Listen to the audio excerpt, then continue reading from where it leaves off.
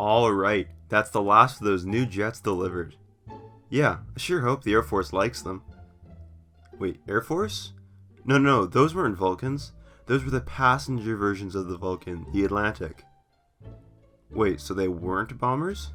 No. Oh.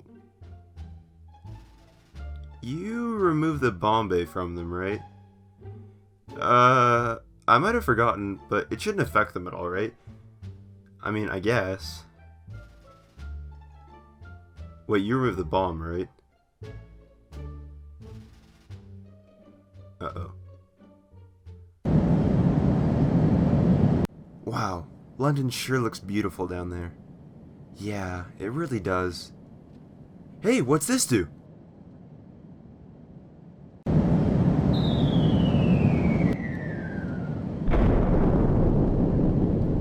What was that? Nothing.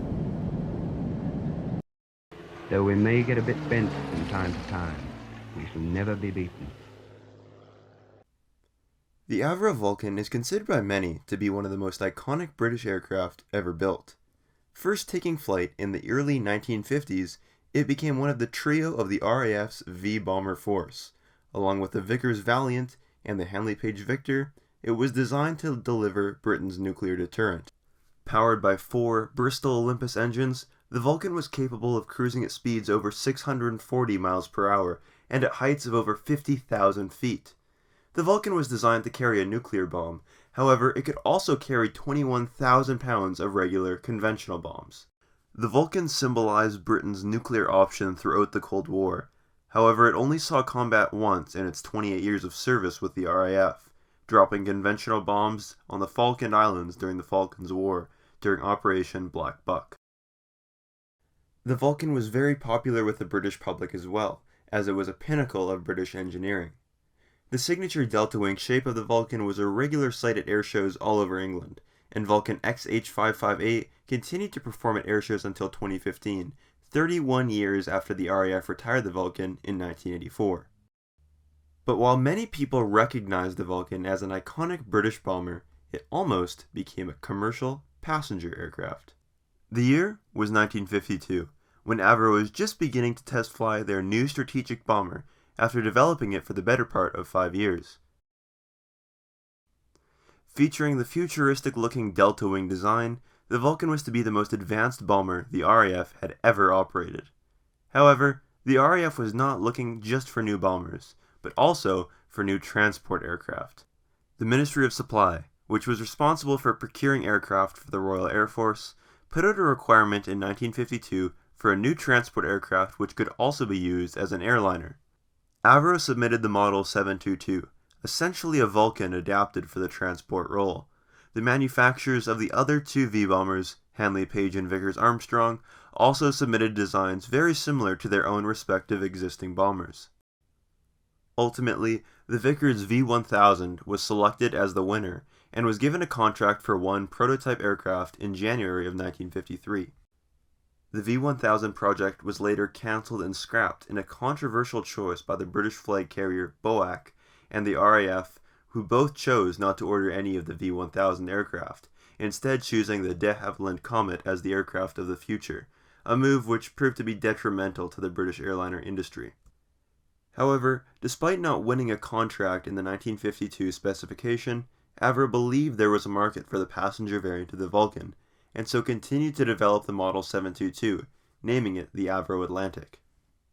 The Atlantic's wing design was virtually identical to that of the Vulcan, with the iconic delta wing shape and the engine intakes built into the leading edge of the wing.